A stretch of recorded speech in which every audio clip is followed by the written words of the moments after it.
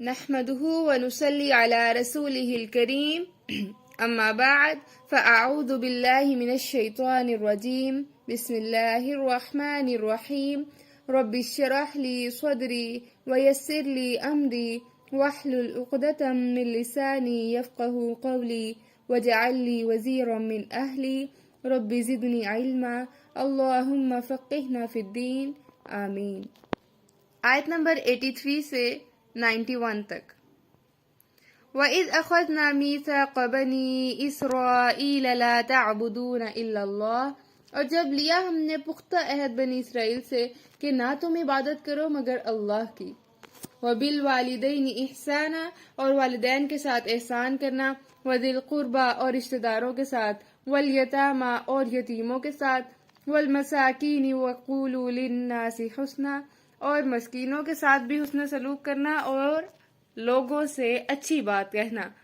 وَأَقِيمُوا الصَّلَاةَ اور نماز کو قائم کرو، وَآتُوا الزَّكَاةَ اور زکوٰۃ کو ادا کرو۔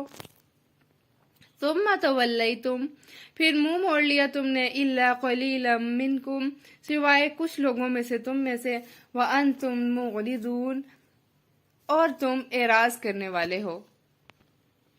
بنی اسرائیل سے لیے گئے پختہ عہد کی بات ہو رہی ہے۔ میثاق کہتے ہیں پختہ عہد کو، جس میں پھر وعدہ خلافی نہ کی جا سکے۔ تو پہلا عہد کیا لیا ان سے؟ لا تعبدون الا اللہ، کہ تم اللہ کے سوا کسی کی عبادت نہیں کرو گے۔ تو اگر عبادت کو دیکھا جائے تو عبادت 4 طرح سے ہوتی ہے۔ پہلی عبادت جو ہے وہ قلبی عبادت ہے، جو کہ عاجزی کا نام ہے۔ پھر ہے بدنی عبادت، مالی عبادت اور زبانی عبادت۔ تو آئیے ان عبادت کی ڈیپتھ کو دیکھتے ہیں۔ بدنی عبادات ہیں نماز، روزہ، طواف، حج، خدمت، عیادت، کسی کی ضرورت پوری کر دینا، تعلیم کے لیے آنا جانا، سجدہ کرنا، یہ سب ہیں بدنی عبادت۔ مالی عبادات ہیں زکوٰۃ، خیرات، حج کے سفر کے لیے مال لگانا، پھر عشر نکالنا، کفارہ ادا کرنا، کوئی نظر مانی ہو تو وہ دینا، اور جہاد بالمال یعنی جہاد کے لیے مال کو خرچ کرنا۔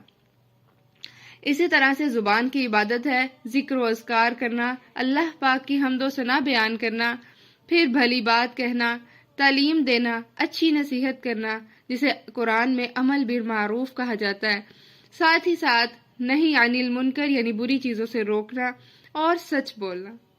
اور اگر دل کی قلبی عبادات کو دیکھا جائے تو وہ ہے تقویٰ، ان چیزوں سے محبت جن سے اللہ نے محبت کی ان سے محبت رکھنا، اور ان چیزوں سے نفرت جن کو اللہ نے برا کہا، جن سے اللہ نے نفرت کی، انہیں چھوڑ دینا۔ یہ ہے قلبی عبادت۔ پھر اسی طرح سے توکل، نیت، رضا الہی، برائی کو دل سے برا سمجھنا، یہ سب قلبی عبادات ہیں۔ پھر اگلا حکم دیا گیا وَبِالْوَالِدَيْنِ إِحْسَانًا اور والدین کے ساتھ احسان کرنا۔ والدین کے لیے دعا سکھا دی گئی، رب ارحمہما کما ربیانی صغیرا۔ تو والدین کے ساتھ احسان کا معاملہ کرنے کا بہت زیادہ اجر ہے۔ والدین میں اگر دیکھا جائے تو سسرالی رشتے بھی آ جاتے ہیں، اسی طرح سے ان کا بھی خیال کرنا یہ ہمارے دین کا شعار ہے۔ پھر فرمایا وَذِي الْقُرْبَى وَالْيَتَامَى وَالْمَسَاكِينِ، ذی القربہ قرابت داروں کے ساتھ حسن سلوک۔ قرابت دار ہے رشتہ دار، قریبی لوگوں کا خیال رکھنا اللہ پاک کو بہت پسند ہے۔ اور یہاں جو احسان کی بات کی گئی تو احسان کا مطلب ہے حق سے زیادہ دینا، حق سے بڑھ کر دینا، یعنی ان کی خدمت، اطاعت، ادب اور ان سے محبت، نرمی، شفقت، یہ سارے رویے احسان کے رویوں میں آتے ہیں۔ پھر اسی طرح رشتہ داروں کے ساتھ نیک سلوکی کے بعد ہے یتامہ، یتیموں کے ساتھ حسن سلوک، یتیموں کا خیال رکھنا، والمساکین اور مسکینوں اور حاجت مندوں کے ساتھ حسن سلوک کرنا۔ پھر فرمایا وَقُولُوا لِلنَّاسِ حُسْنًا اور لوگوں سے اچھی بات کہو۔ وَقُولُوا لِلنَّاسِ حُسْنًا لوگوں سے اچھی بات کہو، یعنی ان سے حسن کلام کرو، بہترین بات کرنے کا حکم دیا جا رہا ہے۔ تو اچھی بات کا ضرورت مند ہر انسان ہے، ہر انسان چاہتا ہے کہ اس سے نرم لہجے میں بات کی جائے اور اچھی بات کی جائے۔ ایک حدیث ہے، طلحہ بن عمر نے عطا سے کہا کہ آپ کے پاس فاسد عقیدہ کے لوگ بھی جمع ہوتے ہیں، مگر میرے مزاج میں تیزی ہے، میرے پاس جب یہ لوگ آتے ہیں تو میں انہیں جھڑک دیتا ہوں۔ تو انہوں نے کہا ایسا نہ کیا کرو، کیونکہ اللہ تعالیٰ فرماتے ہیں قولوا للناس حسنا، کہ ہر ایک سے نرم بات کرو، اور وہ تو پھر بھی مسلمان ہیں۔ اگر ہم اسی حدیث سے دیکھیں تو کیا پتہ چل رہا ہے کہ مسلمان کیسا بھی ہو، یہاں ان کے صرف کچھ چیزوں کو مس کر دینے کی بات نہیں تھی، ان کی بد اخلاقی کی بات نہیں تھی، بلکہ کیا بات تھی کہ وہ فاسد عقیدہ کے تھے۔ اگر دیکھا جائے تو اسلام میں پہلی چیز عقیدہ ہی ہے، جیسے اس آیت میں فرمایا گیا کہ ہم نے بنی اسرائیل سے پختہ عہد لیا، اور پہلا عہد کیا لیا تھا کہ تم اللہ ہی کی عبادت کرنا، پھر فرمایا والدین کے ساتھ احسان کرنا، پھر رشتہ داروں اور یتیموں اور مسکینوں کے ساتھ، اور پھر فرمایا وَقُولُوا لِلنَّاسِ حُسْنًا، کہ تم لوگوں سے اچھی بات کہنا۔ آپ صلی اللہ علیہ وآلہ وسلم کے پاس ایک شخص آیا، پوچھا گیا کہ کون؟ تو اس نے کہا، اس نے اپنا نام بتایا۔ تو آپ صلی اللہ علیہ وآلہ وسلم بیٹھے ہوئے تھے اپنے گھر کے اندر، تو اپنے گھر والوں کو بتایا کہ یہ شخص اپنے قبیلے کا بدترین انسان ہے۔ پھر وہ اندر داخل ہوا، اسے اجازت دی، تو اس سے اچھی ملاقات کی۔ جب وہ شخص چلا گیا تو آپ صلی اللہ علیہ وآلہ وسلم سے پوچھا گیا کہ آپ تو فرما رہے تھے کہ یہ اپنے قبیلے کا بدترین شخص ہے، اور آپ نے تو اس سے حسن سلوک کیا۔ تو آپ صلی اللہ علیہ وآلہ وسلم نے فرمایا کہ میں تو اخلاق کی تکمیل کے لیے بھیجا گیا ہوں۔ اگر ہم اس حدیث سے دیکھیں تو نبی صلی اللہ علیہ وسلم نے اب ایک قبیلے کے بدترین شخص کو گھر میں آنے کی اجازت بھی دی، اس سے ملاقات بھی کی، اور پھر اس سے اچھے اخلاق سے بھی پیش آئے۔ ایک اور نقطہ اس حدیث سے نکلتا ہے کہ نبی صلی اللہ علیہ وآلہ وسلم نے دیکھا کہ جب کوئی برا شخص آ رہا ہے، گھر کے اندر داخل ہو رہا ہے، تو اپنے گھر والوں کو پہلے متنبہ کر دیں، ان کو آگاہ کر دیں، انفارم کر دیں کہ یہ جو شخص آ رہا ہے یہ اپنے قبیلے کا بدترین شخص ہے، تاکہ لوگ یہ نہ سمجھ لیں گھر والے کہ میں ان سے حسن سلوک کر رہا ہوں تو اس کا مطلب ہے کہ یہ اچھا ہے، اور پھر بھی جب وہ دوبارہ آئے تو اسے اسی طرح سے اجازت دے دی جائے۔ تو یہ بھی نبی صلی اللہ علیہ وآلہ وسلم کا ایک طریقہ ہے۔ یہ کوئی غیبت نہیں تھی، بلکہ گھر والوں کو انفارم کرنا تھا کہ کس کس طرح کے لوگ ہمارے گھر میں آ رہے ہیں، لیکن کیوں آ رہے ہیں؟ نبی صلی اللہ علیہ وآلہ وسلم سے اخلاق سیکھنے کے لیے، ان سے کچھ باتیں پوچھنے کے لیے۔ تو دراصل عالم اور جاہل کا پتہ ہی اس کی گفتگو سے لگتا ہے۔ یہاں بھلی بات کہنے کو کہا گیا تو گفتگو کی خوبصورتی بہترین خوبصورتی ہے۔ اکثر لوگ اپنی زبان اور شرمگاہ کی حفاظت نہ کرنے کی وجہ سے جہنم میں جائیں گے۔ ایک صحابی معاذ نے پوچھا، معاذ سے روایت ہے کہ رسول اللہ صلی اللہ علیہ وآلہ وسلم نے فرمایا اس زبان کو بند رکھو۔ انہوں نے پوچھا، اے اللہ کے رسول صلی اللہ علیہ وآلہ وسلم، کیا ہم زبان کی باتوں پر بھی پکڑے جائیں گے؟ تو آپ صلی اللہ علیہ وآلہ وسلم نے فرمایا، معاذ تیری ماں تجھے گم کرے، یعنی یہ ایک طرح کی ڈانٹ تھی۔ جہنم میں منہ کے بل لوگوں کو زبان کی کٹائی کے علاوہ اور کون سی چیز لے جائے گی؟ تو نبی ایک اور حدیث سے پتہ چلتا ہے، نبی صلی اللہ علیہ وآلہ وسلم نے فرمایا کہ جس نے اپنی زبان روک لی، اللہ تعالیٰ نے اس کی پردہ پوشی کر لی۔ تو ہمیں معلوم ہوتا ہے کہ زبان کی حفاظت، زبان سے اچھا بولنا، بھلی بات کہنا، اس کی بہت زیادہ امپورٹنس ہے۔ تو انسان کی پرسنالٹی اس کی گفتگو ہے۔ قرآن میں سورہ البقرہ میں اللہ تعالیٰ فرماتے ہیں، تم وہ بات کہتے ہی کیوں ہو جو تم کرتے نہیں۔ اور ایک اور جگہ فرمایا، تم لوگوں کو نیکی کا حکم دیتے ہو اور خود کو بھول جاتے ہو۔ تو یہاں حسن جو اچھی بات کہنے کا حکم ہے، اس میں ایک اور چیز کا اضافہ ہو گیا، اور وہ کیا بات ہے کہ بات کرتے ہوئے ہمارے قول اور فعل میں تضاد نہیں ہونا چاہیے۔ پھر فرمایا، ایک حدیث سے پتہ چلتا ہے، اچھی بات کہنا صدقہ ہے، پاکیزہ بات، بھلی بات، کسی کی خیرخواہی کی بات کہہ دینا بھی صدقہ ہے۔ بات کرتے وقت دوسرے کی عمر، اس کے رتبے اور مقام کا خیال بھی رکھا جائے۔ ماں باپ کے سامنے ایک حدیث آتی ہے کہ ماں باپ کے سامنے اف تک نہ کہو، نہ انہیں جھڑکو، اور ان سے عزت سے بات کرو۔ ابو درداء سے روایت ہے کہ رسول اللہ صلی اللہ علیہ وآلہ وسلم نے فرمایا، اپنے کانوں کو اپنی زبان سے انصاف دلاؤ، یعنی اتنا زیادہ زبان سے نہ بولو کہ کان جو ہیں وہ اس سے اکتا جائیں، تو اپنے کانوں کو اپنی زبان سے انصاف دلاؤ۔ آئیے دیکھتے ہیں کہ گفتگو میں کیا کیا چیزیں ہونا ضروری ہیں۔ بھلی بات قولوا للناس حسنا کے لیے کیا کیا چیزیں ہونا ضروری ہیں؟ پہلی چیز ہے کہ گفتگو با مقصد ہو، کیونکہ اللہ تعالیٰ بے مقصد گفتگو کو پسند نہیں فرماتا۔ دوسری بات کہ غیر ضروری سوالات کی کثرت نہ ہو ہماری گفتگو میں. اگر دیکھا جائے کہ بے مقصد گفتگو کون سی ہے تو غیر ضروری باتیں کرنا، پھر مال کا ضائع کرنا، وقت کا ضائع کرنا، اور ادھر ادھر رینڈملی کسی بھی ایشو پر ڈسکس کرنا وداؤٹ اینی کنکلوژن، تو یہ بے مقصد باتیں ہیں. دوسری بات کہ لوگوں پر تبصرہ نہ ہو. ایک بڑی فیمس کوٹیشن ہے کہ small people talk about people. تو اس کا مطلب ہے کہ اسمال مائنڈڈ پیپل جو ہے وہ لوگوں کے بارے میں گفتگو کرتے ہیں. اسی طرح average mind talk about events and the great mind people talk about ideas. تو وقولوا للناس حسنا، اچھی بات کی جائے، بھلی بات کی جائے، با مقصد گفتگو کی جائے اور لوگوں پر بلا وجہ کے تبصرے نہ کیے جائیں. تیسری بات ہے کہ سچی بات کرنی چاہیے، جھوٹ کو اوائڈ کرنا چاہیے. چوتھی بات کہ قول اور فعل میں تضاد نہ ہو، کیونکہ قرآن پاک میں آتا ہے، جیسے ابھی ہم نے پیچھے آیت پڑھی، کہ کیوں وہ باتیں تم کہتے ہو جو تم خود نہیں کرتے. تو لوگوں کو نیکی کی بات بتاتے ہوئے خود کو بھول جانا، یہ کوئی بھلی بات نہ ہوئی.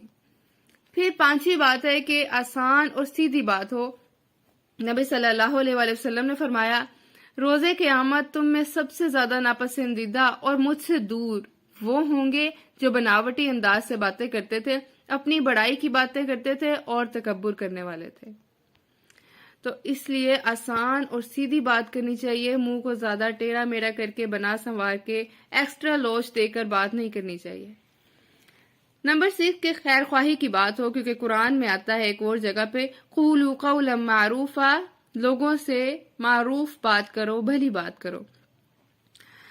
پھر ہے کہ نرمی سے بات کرنی چاہیے، جیسا کہ اللہ تعالیٰ نے جب فرعون کے پاس موسیٰ علیہ السلام اور ہارون علیہ السلام کو بھیجا تھا تو ان کو پتا تھا اللہ تعالیٰ کو کہ یہ فرعون جو ہے وہ اللہ کا بہت نافرمان ہے، خدائی کا دعویٰ کرتا ہے، لیکن پھر بھی کیا کہا، قولوا لینا، لوگوں سے نرم بات کرنا. یعنی کن لوگوں سے؟ فرعون سے اور ان کے درباریوں سے نرم بات کرنا، نرمی سے بات کرنا. پھر ہمیں یہ پتا ہے کہ کلمۃ الطیبۃ صدقہ، ہر اچھی بات صدقہ ہے، تو اچھی بات کرنی چاہیے. اور یہ جیسا ہم نے ابھی پیچھے بھی پڑھا کہ دوسرے کی عمر، مقام، اس کے مرتبے کا خیال رکھ کر بات کرنی چاہیے، لیول کی بات کرنی چاہیے. حضرت انس نے کہا، جو نبی صلی اللہ علیہ وآلہ وسلم کے منہ بولے بیٹے بھی تھے، کہ میں جتنی دیر نبی صلی اللہ علیہ وآلہ وسلم کے ساتھ رہا، میں نے آپ صلی اللہ علیہ وآلہ وسلم سے کبھی اف نہ سنا اور نہ ہی نبی صلی اللہ علیہ وسلم نے کبھی مجھے نہ کی. تو یعنی بچوں سے بات کرنے کا بھی ایک اسلوب ہمیں پتہ لگتا ہے، ایک طریقہ پتہ چلتا ہے کہ کس طرح سے بات کرنی چاہیے، کہ ان کو اف نہ کہیں، ان کو بات بات پہ روک ٹوک نہ کریں، بلکہ طریقے سے ان کو سمجھایا جائے اور اچھے طریقے سے ان سے بھی بات کی جائے. پھر ایک بہت اہم بات پر چلتی ہے کہ دوسروں کی جو انٹرسٹ ہیں ان کو دیکھتے ہوئے ان سے بات کرنی چاہیے. مثلاً ایک حدیث سے پتہ چلتا ہے کہ عمیر رضی اللہ تعالیٰ عنہ ایک صحابی تھے، ایک بچے تھے، تو انہوں نے ایک پرندہ پالا ہوا تھا جس کا نام تھا مغیرہ. وہ اڑ گیا تو نبی صلی اللہ علیہ وآلہ وسلم نے ان سے پوچھا کہ آپ کے پرندے کا کیا حال ہے. یعنی گزرتے گزرتے نبی صلی اللہ علیہ وسلم ان کو پوچھا کرتے تھے، ان کے پرندے کا حال پوچھا کرتے تھے. حضرت عمر رضی اللہ تعالیٰ عنہ کے بارے میں آتا ہے کہ وہ جس سے ملتے اس سے ویسی باتیں کرتے، بکری والے سے ملتے تو اس سے بکریوں کے بارے میں بات کرتے. تو جس سے بھی ہم ملاقات کر رہے ہوں اس کے لیول پہ آ کے بات کرنی چاہیے. پھر یہ کہ بات مختصر کرنی چاہیے. نبی صلی اللہ علیہ وآلہ وسلم نے فرمایا، مجھے جامع بات کرنے کی صلاحیت بخشی گئی ہے. تو نبی صلی اللہ علیہ وسلم تو ہمارے لیے رول ماڈل ہے، تو لہٰذا ہمیں چاہیے کہ ہم بھی مختصر بات میں اپنی پوری کنسائز کر کے، کمپریہنسو بات کر کے، اپنا جو پرسپیکٹیو ہے، جو مائنڈ میں بات ہے، اس کو آگے ڈیلیور کر دیں. پھر یہ کہ آپ صلی اللہ علیہ وآلہ وسلم بات کے دوران باڈی لینگویج کا بہت کم یوز کرتے تھے. اگر دیکھا جائے تو خطبے میں بھی صرف ایک انگلی اٹھایا کرتے تھے. اور ایک بہت اہم نکتہ کہ زیادہ بولنے کی بجائے سننے کی عادت ڈالیں، کھول کے وضاحت سے بات کریں. ایک بزرگ کہتے ہیں کہ میں نے 50 سال ایسی کوئی بات نہیں کی جس پر مجھے معذرت کرنی پڑی ہو. یعنی کہ بڑا سوچ سمجھ کر بولا کرتے تھے کہ اس پر معذرت نہ کرنی پڑے. پھر یہ کہ بات کرتے ہوئے لہجہ اچھا ہونا چاہیے، ہماری ٹون اور ہمارے ورڈ سلیکشن اچھی ہونی چاہیے. پھر چلا کر نہیں بولنا چاہیے، کیونکہ قرآن میں آتا ہے کہ بدترین آواز گدھوں کی آواز ہوتی ہے. پھر منہ پھیر کر بات نہیں کرنی چاہیے، اور چہرے کے تاثرات بھی اچھے ہوں تو ہی قولوا للناس حسنا ہوگا. اور یہ بھی کہ تحقیر اور طنز نہ ہو بات میں، کیونکہ حدیث سے پتہ چلتا ہے کہ مسلمان وہ ہے جس کے ہاتھ اور زبان سے دوسرے مسلمان سلامت رہیں، یعنی انہیں تکلیف نہ ہو، کوئی طنز تحقیر نہ ہو، کسی کا دل توڑنے سے بچنا چاہیے۔ اور یہ بھی کہ لگی لپٹی باتیں کہنے سے اوائڈ کرنی چاہیے، کلیئر ورڈز میں بات کرنی چاہیے، جیسے قرآن میں آیا یا ایھا الذین آمنوا قولوا قولا سدیدا، اے لوگو جو ایمان لائے ہو سیدھی بات کیا کرو۔ پھر یہ بھی کوشش کرنی چاہیے کہ گالی گلوچ کے بغیر بات ہو، کیونکہ نبی صلی اللہ علیہ وآلہ وسلم نے فرمایا کہ یہ منافق کی نشانی ہے کہ وہ جب بات کرے تو گالی دے۔ پھر زیادہ آرگیومنٹس میں نہیں پڑنا چاہیے، بحث و مباحثہ نہیں کرنا چاہیے، اور یہ کہ اپنی بڑائی کا زیادہ ذکر نہیں کرنا چاہیے، میں کے لفظ کو کم استعمال کرنا چاہیے، اور پھر بات بات پہ قسم نہیں کھانی چاہیے، جس طرح کہ کچھ لوگوں کا تقیہ کلام ہوتا ہے اس کو بھی کم استعمال کرنا چاہیے، اور کلیئر بات کرنے، روتے ہوئے بات نہیں کرنی چاہیے۔ اور اگر ہمیں زیادہ تر ٹاپکس کو ایک ہی وقت میں بات کرنی ہے تو پہلے ایک موضوع کو کمپلیٹ کر کے پھر دوسرے ٹاپک کی طرف سوئچ کرنا چاہیے، اور یہ بھی کہ نا سے بات نہیں کرنا شروع کرنی چاہیے، اس سے یہ کہ دوسرے کی دل آزاری ہوتی ہے۔ پھر یہ کہ اختلافی مسائل کو اوائڈ کرنا چاہیے، جیسے پولیٹکس میں ہر کسی کی اپنی اپنی رائے ہے، دین کے بارے میں بعض مسائل پہ لوگوں کی اپنی اپنی رائے ہے، گھر کے کوکنگ کے معاملات میں یا اور بھی بہت سے میٹرز ہیں جس میں اختلاف آ جائے، کنفلکٹ آ جائے، تو وہاں پہ کسی بھی قسم کی ایکسٹرا ڈسکشن سے اوائڈ کرنا چاہیے۔ پھر ذاتی مسائل کم سے کم بیان کرنے چاہیے، کہ ہم جہاں بیٹھے پھر لوگوں کو اپنی باتیں بتانا شروع ہو جائیں، اس سے یہ ہوتا ہے کہ ہم گڈ لسنر نہیں بن پاتے، اور کوئی محفل میں کوئی اچھی بات نہیں ہو پاتی، بس یہ کہ اپنی ایک بات کو، اپنے دل کا بوجھ ہلکا کیا اور گھر آ گئے۔ پھر اسی طرح اگر کوئی بات کر رہا ہو تو اس میں زیادہ انٹرفیئر نہیں کرنا چاہیے، اس کی بات کو انٹرپٹ نہیں کرنا چاہیے، اور اپنے فیشل ایکسپریشنز بھی ٹھیک رکھنے چاہیے۔ پازیٹیو بات کرتے ہوئے یا نیگیٹو بات کرتے ہوئے یا نصیحت کرتے ہوئے اپنے فیس ایکسپریشنز کو، اپنی ٹون کو، اپنے ورڈ سلیکشن کو ہمیں کنٹرول میں رکھنا چاہیے۔ تو دراصل ہمیں اپنے اندر کو صاف کرنے کی ضرورت ہے، کیونکہ دل خوبصورت نہ ہو تو زبان بھی خوبصورت نہیں ہو سکتی، جیسے سورہ الحجرات میں آتا ہے اگر تم اونچی آواز میں بات کرو تو اللہ تو پوشیدہ کو بھی جانتا ہے۔ تو اللہ تعالیٰ سے دعا ہے کہ ہمیں قولوا للناس حسنا کرنے کی توفیق عطا فرمائے، بہترین بات کرنے کی توفیق عطا فرمائے۔ پھر فرمایا وَأَقِیمُوا الصَّلَاةَ، اور نماز قائم کرو، وَآتُوا الزَّکَاةَ، اور زکوٰۃ ادا کرو۔ اگر دیکھا جائے تو زکوٰۃ میں حقوق اللہ اور حقوق العباد دونوں آ جاتے ہیں، کہ ایک فرض کی ادائیگی بھی ہو گئی اور مستحقین تک مال بھی پہنچ گیا۔ ثُمَّ تَوَلَّیْتُمْ إِلَّا قَلِيلًا مِّنْکُمْ وَأَنْتُمْ مُعْرِضُونَ، پھر تم سب نے منہ موڑ لیا سوائے تم میں سے، اور تم سب تو اعراض کرنے والے ہی تھے۔ تو کیا ہوا کہ کچھ لوگوں نے اس میثاق کو پورا کیا، اس پختہ عہد کو مان لیا، اور کچھ لوگوں نے اس کا انکار کر دیا۔ پھر ان کے ایک اور عہد کا ذکر کیا جا رہا ہے وَإِذْ أَخَذْنَا مِيثَاقَكُمْ لَا تَسْفِكُونَ دِمَاءَكُمْ، اور ہم نے پختہ عہد لیا تم سے کہ تم خون نہیں بہاؤ گے، وَلَا تُخْرِجُونَ أَنفُسَكُمْ مِن دِيَارِكُمْ، اور نہ تم اپنے لوگوں کو اپنے گھروں سے نکالو گے، ثُمَّ أَقْرَرْتُمْ، پھر تم نے اقرار کر لیا، وَأَنْتُمْ تَشْهَدُونَ، اور تم گواہ ہو۔ تو یہاں دو عہد لیے گئے بنی اسرائیل سے، ایک یہ کہ وہ خون نہیں بہائیں گے، یعنی اپنے بھائیوں کا قتل نہیں کریں گے، اور دوسرا یہ کہ انہیں گھروں سے نہیں نکالیں گے۔ یہ ان میں ایک عام پنشمنٹ تھی، سزا تھی، کہ جو بھی اس میں کوئی برائی کرتا تھا، کوئی غلط کام کرتا تھا، تو اس کو سزا یہ دی جاتی تھی کہ اس کو جلا وطن کر دیا جاتا تھا، یا پھر اسے گھر سے دربدر کر دیا جاتا تھا۔ پھر یہ کہ جس کو بھی گھر سے نکال دیا جاتا تو پھر سب کو پتا ہوتا تھا کہ یہ اپنے گھر سے نکلا ہوا ہے، پھر وہ نہ اپنے گھر والوں کے ساتھ کوئی حسن سلوک کر سکتا تھا، نہ گھر والوں سے ملاقات کر سکتا تھا، نہ ان کے حقوق پورے کر سکتا تھا۔ تو یہ ایک بری اذیت ناک سزا تھی، تو اللہ تعالیٰ نے اس سے منع فرما دیا۔ پھر فرمایا ثم انتم هؤلاء تقتلون انفسکم وتخرجون فریقا منکم من دیارہم، پھر تم وہی لوگ ہو کہ تم اپنے نفسوں کو قتل کرتے ہو اور تم نکال دیتے ہو ایک گروہ کو اپنے گھروں سے۔ تو یعنی انہوں نے نافرمانی کی اللہ تعالیٰ کی، وہ قتل بھی کرنا شروع ہو گئے اور انہوں نے لوگوں کو گھروں سے بھی نکالا۔ تظاہرون علیہم بالاسم والعدوان، اور تم چڑھائی کرتے ہو ان پر گناہ اور زیادتی کے ساتھ۔ وَإِن يَأْتُوكُمْ أُسَارَىٰ، اور اگر تمہارے پاس وہ قیدی بن کر آئیں تو فادوہم، تو پھر تم فدیہ دے کر انہیں چھڑا لیتے ہو۔ وَهُوَ مُحَرَّمٌ، حالانکہ یہ تو حرام کر دیا گیا ہے تم پر، علیکم اخراجہم، ان کا نکالنا ہی۔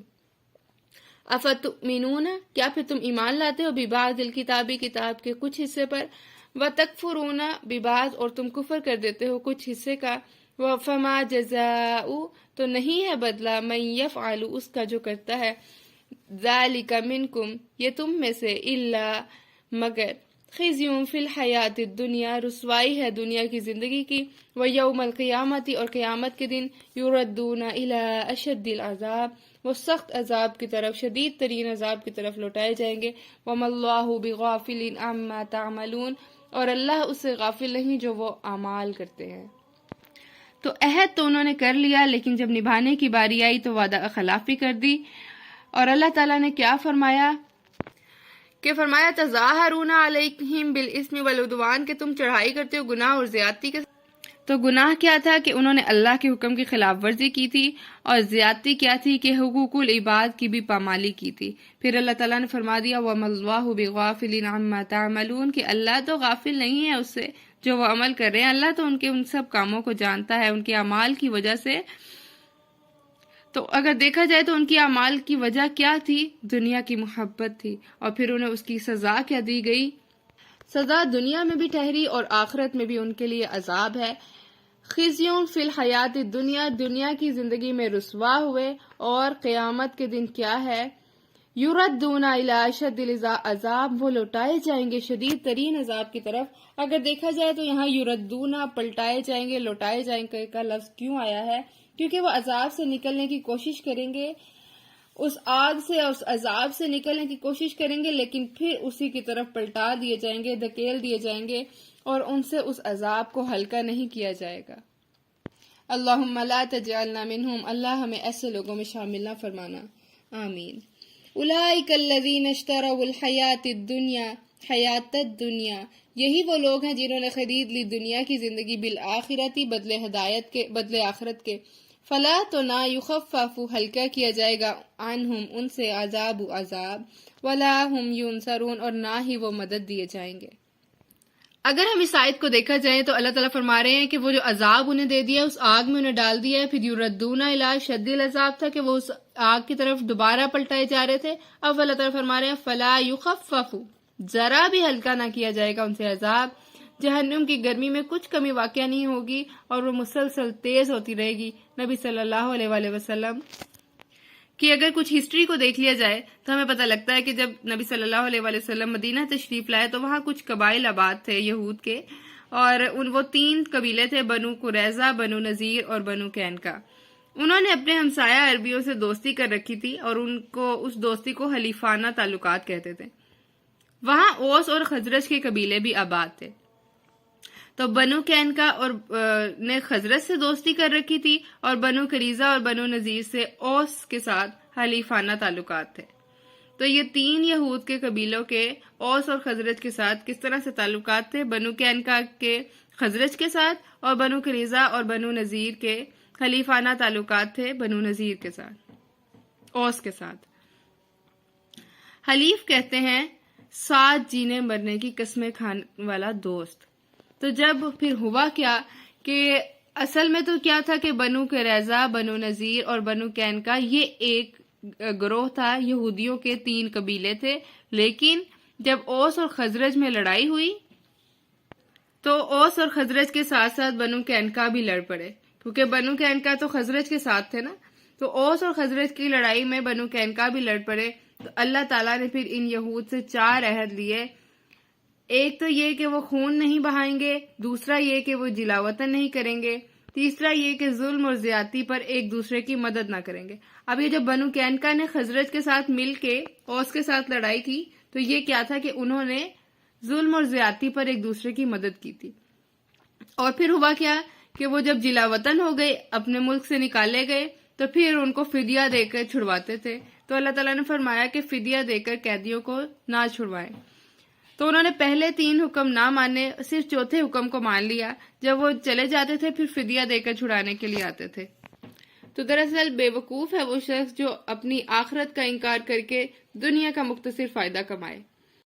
پھر آگے آیت 87 میں اللہ تعالیٰ فرماتے ہیں وَلَقَدْ آتَيْنَا مُوسَى الْكِتَابَ، اور البتہ تحقیق دی ہم نے موسیٰ علیہ السلام کو کتاب، وَقَفَّيْنَا، اور پے در پے بھیجے ہم نے، من بعدی اس کے بعد بالرسل کئی رسول، وآتینا اور دی ہم نے عیسی ابن مریم عیسی ابن مریم کو البیناتی واضح نشانیاں، وأیدناہ بروح القدس اور قوت دی ہم نے ان کو روح القدس کے ساتھ۔ افکلما جاءکم رسول بما کیا پھر جب بھی آیا تمہارے پاس کوئی رسول بما لا تہوا ساتھ اس کے جو نہیں تم چاہتے تھے، انفسکم تمہارے نفسوں کے لیے، استکبرتم پھر تکبر کیا تم نے، ففریقا کذبتم تو ایک گروہ کو جھٹلا دیا تم نے، وفریقا تقتلون اور ایک گروہ کو تم قتل کرتے رہے۔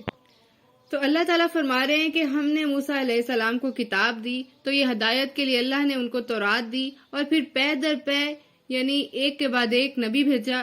تو اگر ہم دیکھیں تو ہمیں قرآن سے جن انبیاء کے نام پتہ چلتے ہیں جو بنی اسرائیل کی طرف آئے، وہ تھے ہارون علیہ السلام، ذوالکفل علیہ السلام، الیاس علیہ السلام، الیسع، داؤد علیہ السلام، سلیمان علیہ السلام، عزیر علیہ السلام، یونس علیہ السلام، زکریا علیہ السلام، یحییٰ علیہ السلام اور عیسیٰ علیہ السلام۔ پھر اللہ تعالیٰ نے فرمایا ان انبیاء کا ذکر کرنے کے بعد وَآتَيْنَا عِيسَى ابْنَ مَرْيَمَ الْبَيِّنَاتِ اور اللہ تعالیٰ نے حضرت عیسیٰ علیہ السلام کو کھلی نشانیاں دی، وَأَيَّدْنَاهُ بِرُوحِ الْقُدُسِ اور مدد کی ان کی روح القدس کے ساتھ۔ تو آپ علیہ السلام یعنی حضرت عیسیٰ علیہ السلام کی پیدائش سے قبل جبرائیل علیہ السلام کو ان کی والدہ کے پاس پھونک کے لیے بھیجا گیا، اور حضرت عیسیٰ علیہ السلام نے جبرائیل علیہ السلام کی مدد سے پنگھوڑے میں بھی کلام کیا، یعنی بن باپ کے حضرت عیسیٰ علیہ السلام پیدا ہوئے، اور جب ان کی ماں کی پاک دامنی کا سوال آیا تو پھر حضرت عیسیٰ علیہ السلام نے جبرائیل علیہ السلام کی مدد سے کلام کیا، یعنی نومولود بچے نے کلام کیا، یہ ان کا ایک معجزہ تھا۔ پھر نبوت کے بعد بھی مختلف مواقع پر مدد کی گئی، پھر جب لوگ ان کی جان کے درپے ہو گئے تو انہیں جبرائیل علیہ السلام کو بھیجا گیا کہ ان کو آسمان کی طرف اٹھا کر لے آئیں۔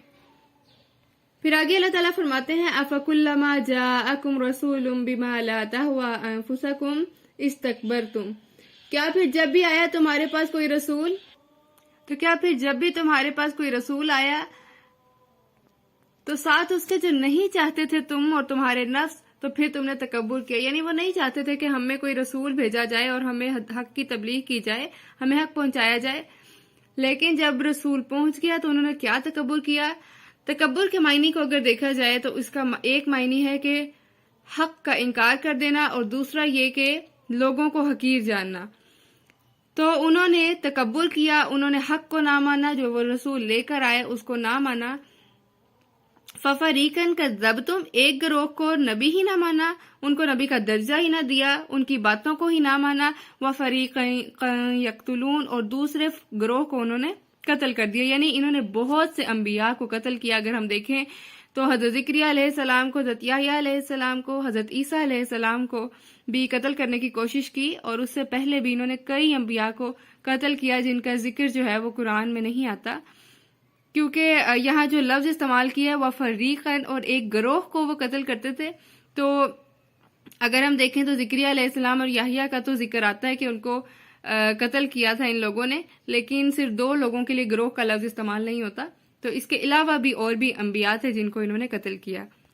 وَلَمَّا جَاءَهُمْ اور جب آ گئی ان کے پاس کتاب من عند اللہ، اللہ کے پاس سے کتاب، مصدق لما معهم جو اس کی تصدیق کرتی تھی جو ان کے پاس ہے، وَكَانُوا مِن قَبْلُ اور اس کی جو اس سے حالانکہ اس سے پہلے تھے وہ یستفتحون فتح مانگتے، علی الذین کفروا ان پر جنہوں نے کفر کیا، فلما تو جب جاءہم آ گیا ان کے پاس ما عرفوا جو انہوں نے پہچان بھی لیا، کفروا بھی پھر انہوں نے اس کے ساتھ کفر کر دیا، فلعنت اللہ علی الکافرین تو اللہ کی لعنت ہے کافروں۔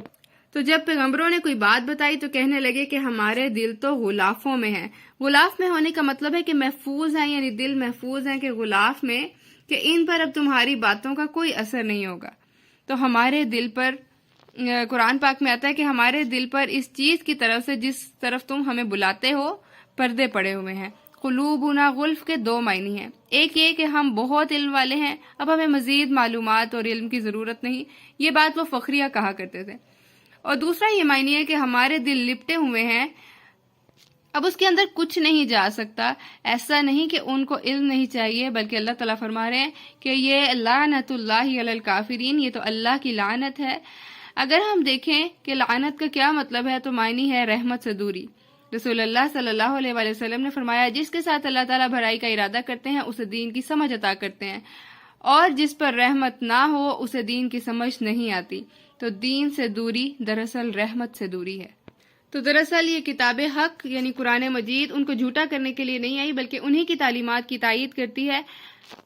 اور یہاں وہ اللہ تعالیٰ فرما رہے ہیں وَكَانُوا مِن قَبْلُ يَسْتَفْتِحُونَ عَلَى الَّذِينَ كَفَرُوا، حالانکہ اس سے پہلے تو وہ لوگ انہی کافر لوگوں پر فتح مانگا کرتے تھے، یعنی جب بھی ان کا مقابلہ غیر یہود سے ہوتا تھا تو یہ دعا کرتے تھے کہ وہ آخری نبی جس کا اللہ نے وعدہ کیا ہے اس کو ہماری طرف بھیج دیا جائے تاکہ ہم اسے شریک ہو کر کافروں پر غالب آ سکیں۔ اس لیے وہ بڑی بے قراری سے دعا کرتے تھے کہ اللہ رسول بھیج دے۔ اور پھر ہوا کیا؟ فلما جاءہم، اور پھر جب آ گئے ان کے پاس ما عرفوا، تو انہوں نے پہچان بھی لیا ان کو، تو انہوں نے پہچان لیا تھا ان کو، لیکن پھر کیا کیا؟ انہوں نے انکار کر دیا۔ تو پھر اللہ تعالیٰ نے فرمایا ان کا نتیجہ کیا ہوا کہ رحمت سے دوری ٹھہری۔ پھر آگے اللہ تعالیٰ فرماتے ہیں بئس ما اشتروا، کتنا برا ہے جو بیچ ڈالا انہوں نے بھی بدلے اس کے انفسہم، ان کے نفسوں کو، این یکفروا، یہ کہ انہوں نے کفر کیا، بما، ساتھ اس کے جو انزل اللہ، اللہ نے نازل کیا تھا، بغین، ضد کی وجہ سے، این ینزلہ، کہ نازل کرتا اللہ، اللہ تعالیٰ، من فضلہ، ان کے اپنے فضل، علی من یشاء من عبادی، اپنے بندوں میں سے جس پر وہ چاہتا ہے، فباؤ، تو وہ لوٹے، بغضب علی غضب، وللکافرین عذاب مہین، اور کافروں کے لیے عذاب ہے رسوا کن۔ تو اللہ تعالیٰ افسوس کے ساتھ کہہ رہے ہیں کہ کتنا برا ہے جو انہوں نے بیچ ڈالا، یعنی انہوں نے اپنا ایمان بیچ دیا بدلے کفر کے۔ اور پھر وجہ کیا تھی اس ایمان کو بیچ ڈالنے کی؟ یعنی جس نبی کا وہ انتظار کر رہے تھے ان کو آ جانے کے بعد، عرفو، ان کو پہچان لینے کے بعد پھر انہوں نے کفر کیا، تو وجہ تھی بغی، ضد، ڈٹائی، تکبر۔ تو یہ وجہ بنی اس بات کی کہ انہوں نے اس کا انکار کر دیا۔ این ینزل اللہ من فضلہ، یہ کہ اللہ ان پر فضل نازل کرتا اس پر اپنے بندوں میں سے جس پر وہ چاہتا ہے۔ تو یہ فضل دراصل ہدایت کا فضل ہے، اللہ جسے چاہتا ہے ہدایت دیتا ہے۔ اور ان کا یہ رویہ اس لیے بھی تھا کہ وہ کہتے تھے کہ نبی بنی اسماعیل سے کیوں آئے ہیں، بنی اسرائیل سے کیوں دوبارہ نبی نہیں آئے؟ ان کے اس رویے کی وجہ سے اللہ تعالیٰ ان سے ناراض ہوئے، اور پھر اللہ تعالیٰ نے فرمایا بغضب علی غضب، پھر غضب پر غضب ان کے پر نازل ہوا، یعنی ایک غضب کے بعد، غضب مین غصہ، تو اللہ تعالیٰ کے ایک غصے، ایک ناراضگی کے ریئیکشن کے بعد پھر دوبارہ ان پر آزمائش بھیجی اللہ تعالیٰ نے، غضب کی صورت میں عذاب بھیجے اللہ تعالیٰ نے۔ اور پھر اللہ تعالیٰ فرما رہے ہیں وَإِذَا قِيلَ لَهُمْ، اور جب کہا جاتا ہے ان سے کہ ایمان لے آؤ، بما انزل اللہ، جو اس پر جو اللہ نے نازل کیا ہے، وقالوا، تو وہ کہتے ہیں نؤمن بما انزل علینا، کہ ہم ایمان لائیں گے اس پر جو نازل کیا ہے ہم پر، وَيَكْفُرُونَ، اور ہم کفر کرتے ہیں، بما وراءہ، ساتھ اس کے جو علاوہ ہے اس کے، یعنی جو ان کی تورات ہے وہ بس اسی پر ایمان لائیں گے، قرآن اور حق کا انہوں نے نہیں قبول کیا۔ وَهُوَ الْحَقُّ مُصَدِّقًا لِمَا مَعَهُمْ، حالانکہ حق تو وہی ہے جو ان کی ہی بات تو ان کے پاس ہے اور وہ اس کی تصدیق کرنے والا ہے، یعنی قرآن پچھلی کتابوں کی بھی تصدیق کرتا ہے۔ قُلْ فَلِمَ تَقْتُلُونَ أَنْبِيَاءَ اللَّهِ مِنْ قَبْلُ إِن كُنْتُم مُؤْمِنِينَ، کہہ دیجئے تو پھر کیوں تم قتل کرتے رہے ہو نبیوں کو اللہ کے اس سے پہلے اگر تم سچے ہو۔ اگر ہم دیکھیں وَهُوَ الْحَقُّ مُصَدِّقًا لِمَا، تو اللہ تعالیٰ فرما رہے ہیں کہ یہ قرآن جس کا یہ انکار کر رہے ہیں دراصل وہ تو حق ہے، اور ان کے آباء و اجداد انبیاء کا قتل کرتے رہے تھے۔ پھر انہوں نے کہا کہ یہ اپنے آباء و اجداد کے اس عمل پر فخر کرتے ہیں، یعنی یہ اپنے آباء و اجداد کے دین پر اور جو کتاب ان سے پہلے نازل ہوئی اس پر ایمان لانے والے ہیں۔ تو اللہ تعالیٰ اس رویے کا ذکر کرے کہ اس وقت تو تم نے انبیاء کو قتل کر دیا اور ان کو جھٹلایا تھا۔ رسول اللہ صلی اللہ علیہ وآلہ وسلم نے فرمایا جب کسی جگہ کوئی گناہ کا کام ہوتا ہے اور حتی المقدور اس سے نفرت کا رویہ، اور اگر ایسا شخص یعنی جو اس کام سے نفرت کرے وہاں موجود نہیں، تو جو شخص وہاں سے غائب ہے مگر وہ اس کام کو دل سے چاہتا ہے تو وہ وہاں موجود ہے، گویا کہ وہ وہی ہے۔ ایک اور حدیث سے ہمیں پتہ چلتا ہے کہ ایمان کا ادنا ترین درجہ یہ ہے کہ برائی کو دل میں برا جانا جائے۔ تو یہاں پر اس حدیث سے پتہ چلتا ہے کہ اگر کوئی گناہ کا کام دیکھیں اور حتی المقدور اس سے نفرت کا اظہار کر دیا جائے تو چاہے ہم وہاں موجود ہوں یا نہ ہوں، تو اس کا مطلب ہے کہ اللہ ہمارے دل دیکھتا ہے. اگر ہم وہاں سے غائب ہیں اور ہمارا دل چاہتا ہے کہ ہم بھی اسی گناہ کی محفل میں ہوتے، تو اللہ تعالیٰ نے رسول اللہ صلی اللہ علیہ وسلم فرما رہے ہیں کہ وہ شخص گویا ایسے ہی ہے جیسے وہاں موجود ہو، یعنی وہ بھی اتنا ہی گناہ پا لے گا حالانکہ وہ اس محفل میں نہیں تھا.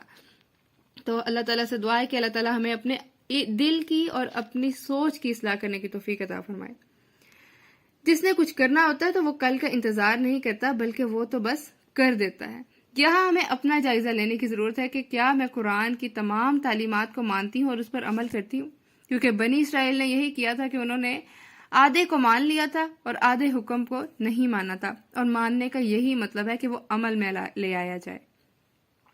پھر یہ بھی سوچنے کی ضرورت ہے کہ وہ کون سی باتیں ہیں جو میں اب تک نہیں مانتی حالانکہ وہ قرآن میں موجود ہیں اور میں پڑھ بھی چکی ہوں. تو قرآن محض معلومات نہیں بلکہ یہ ایک آئینہ ہے اور آئینہ خود دیکھنا پڑتا ہے. تو اگر ہم دیکھیں کہ حق کی قبولیت میں رکاوٹ کی کیا وجوہات ہوتی ہیں تو پہلی وجہ ہے عجب. عجب کہتے ہیں خود پسندی کو، وہ چیز لینا جو مجھے سوٹ کرے، جو مجھے پسند آئے، اور باقیوں کو چھوڑ دینا. دوسری بڑی وجہ جو حق کو قبول کرنے میں رکاوٹ ہے وہ ہے تکبر، خود کو بڑا سمجھنا، حق کو ماننے سے انکار کر دینا یا پھر پورا نہ ماننا. تیسری وجہ ہے غضب، یعنی جس سے ناراضگی ہے، جس پہ غصہ ہے، اس کی بات نہ قبول کرنا اور باقی لے لینا.